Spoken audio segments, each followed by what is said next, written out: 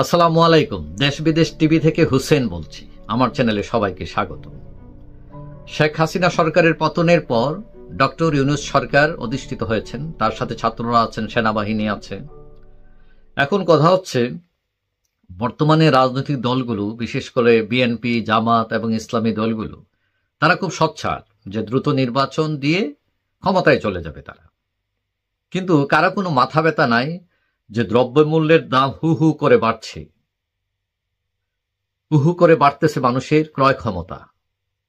মানুষ মাইনকার চিপার মধ্যে আছে, কেচির মধ্যখানে পড়ে যেভাবে কাটে, কাগজ কাটে, সেরকম মানুষকে কাটা হচ্ছে, তার চাহিদাকে কাটা হচ্ছে, তার স্বপ্নকে কাটা হচ্ছে, তার চাওয়াকে কাটা হচ্ছে। এখন এই খবর কেউ রাখেন না মনে হয়, কারণ আমরা দেখছি যে প্রতিদিনই জিনিসপত্রের দাম এমন বাড়ছে, সে হারে তো মানুষের আয় বাড়ছে না।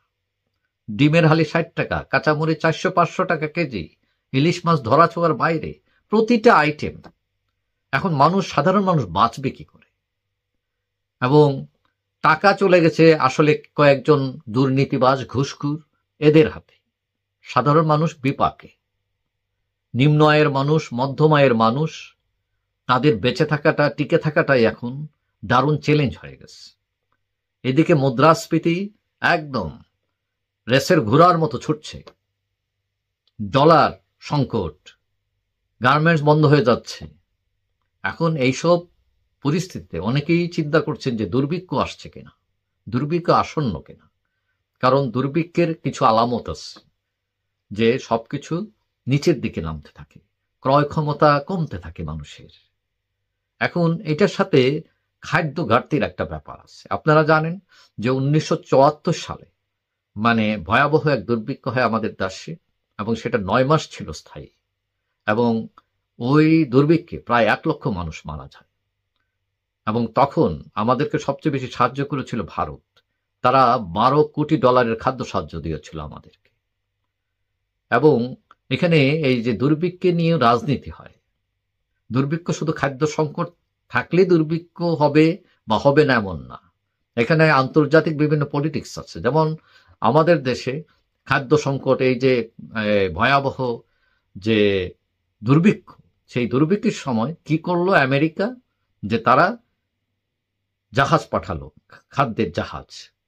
কিন্তু হঠাৎ করে তারা খেয়াল করলো যে বাংলাদেশ সরকার, তৎকালীন বাংলাদেশ সরকার পাট বিক্রি করছে কিউবার কাছে। কেন কিউবার কাছে পাট বিক্রি করলো, এইটা নিয়ে যুক্তরাষ্ট্র যে তার ত্রাণ পাঠিয়েছিল জাহাজ, সেই জাহাজ মধ্য সাগর থেকে সে ফিরিয়ে নিয়ে যায়, যে আমাদেরকে সে খাদ্য সাহায্য দিবে না, কারণ কিউবা তার শত্রু রাষ্ট্র। তো কেন তার কাছে পাট বিক্রি করলো? তো এখন এই ধরনের আন্তর্জাতিক রাজনীতির কবলে পড়ে অনেক সময় দুর্ভিক্ষ প্রকট আকার ধারণ করে।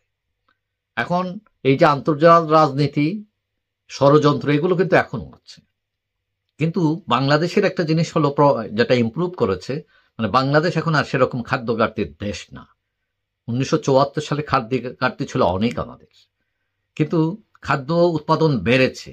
কিন্তু আমরা এখনো ঝুঁকিতে আছি, একদম আহা বেশ বেশ পর্যায়ে কিন্তু নাই, তো মাঝামাঝি একটা অবস্থায় আছে।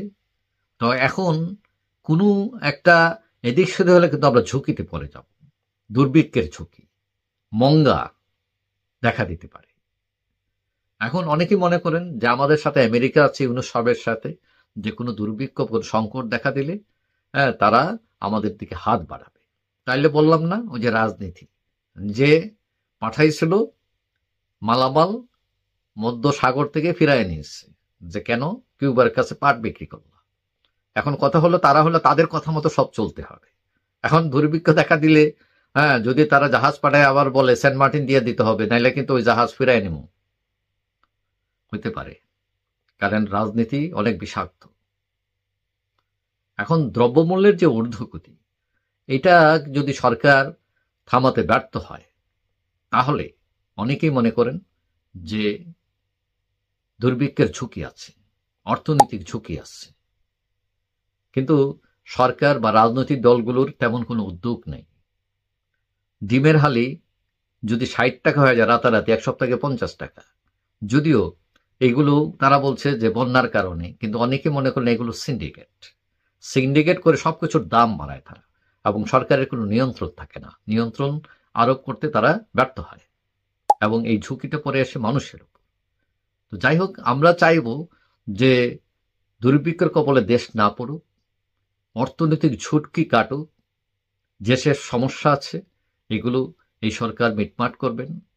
যদিও এই সরকারের বয়স খুব কম, এবং রাজনৈতিক দলগুলো তাদের সাহায্য সহযোগিতা করা দরকার, এবং দেশ ঘুরে দাঁড়াবে, মানুষের সংখ্যা কাটবে, বিশেষ করে মানুষ যারা নিম্ন আয়ের মধ্যম আয়ের মানুষ, যাদের লিমিটেড ইনকাম, তারা যাতে খেয়ে পড়ে কোনো রকমে জীবনযাপন করতে পারে, নিরাপত্তার সাথে বাল বাচ্চা নিয়ে থাকতে পারে, সেটা এনশিওর করবেন সরকার আশা করি। যাই হোক, সবাই ভালো থাকবেন, আশা করি দেখা হবে অন্য কোনো ভিডিওতে ইনশাল্লাহ। আল্লাহ হাফেজ।